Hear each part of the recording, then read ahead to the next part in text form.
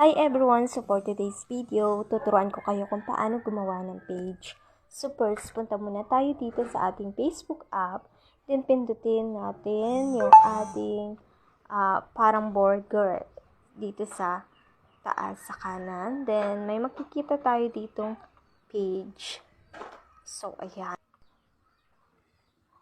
Then punta tayo dito sa create. So ayan na, get started. Then, gumawa na kayo ng name ng inyong page. Kung ano yung gusto nyo. So, example, ito yung aking page na gagawin. So, ayan na. So, pindutin na natin yung next.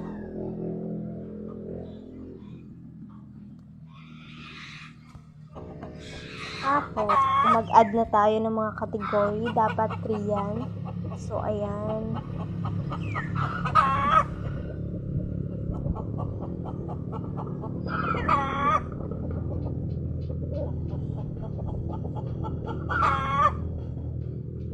Tapos, next ulit natin. So, ayan. I-skip natin kasi wala pa naman tayong website. So, i-done na natin. So, ayan na.